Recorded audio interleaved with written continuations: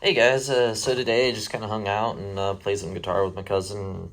Didn't really get too much in the way of hiking done, but did make a really awesome pumpkin pie. Man, that's good.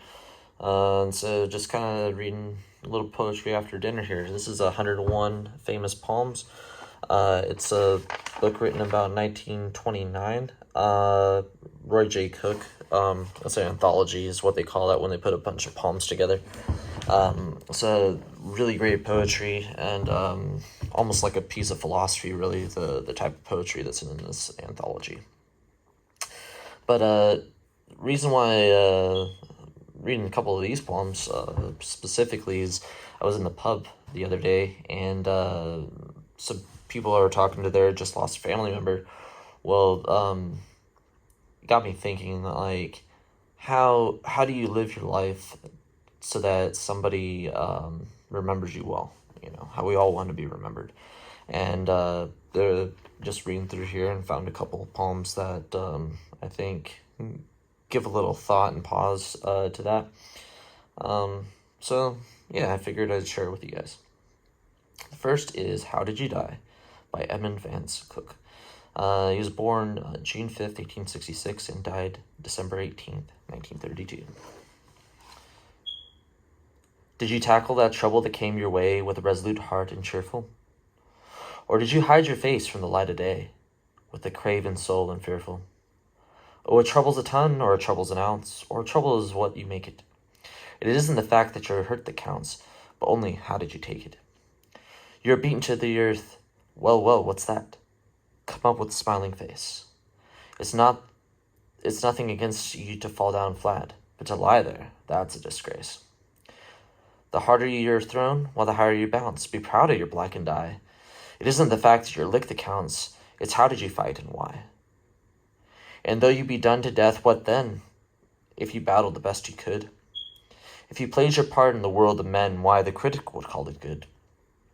Death comes with a crawl, or it comes with a pounce. And whether he's slow or spry, it isn't the fact that you're dead that counts, but only how did you die. And so when people remember you, you want them to remember like the good qualities of you, and so you want to make sure you're living your life that way. Yeah, I couldn't imagine having a bad memory of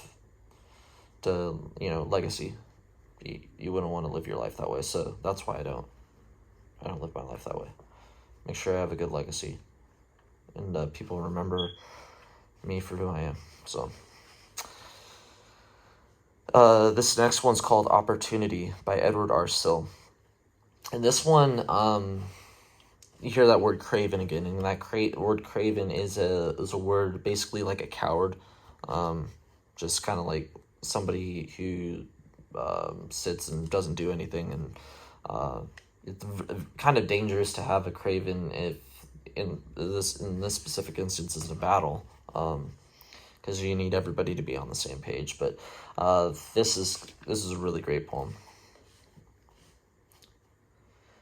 This I beheld or dreamed in a dream. There spread a cloud of dust along a plain, and underneath the cloud, or in it, raged a furious battle, and men yelled, and swords shocked upon swords and shields.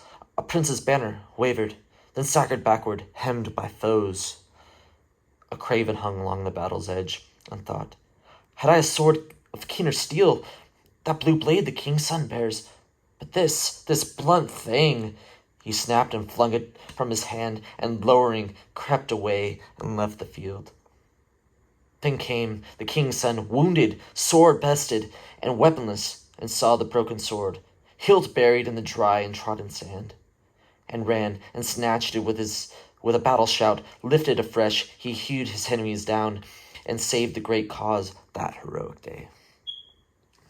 And what this is that sometimes you might think, or other people that might think that they don't have the tools for success. And I mean, you have entire civilizations that have built themselves up out of rock or sticks, essentially, to become like mighty empires.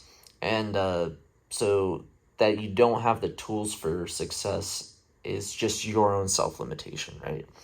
And I think that's really what I got out of this, is that you're the limiter of your own success.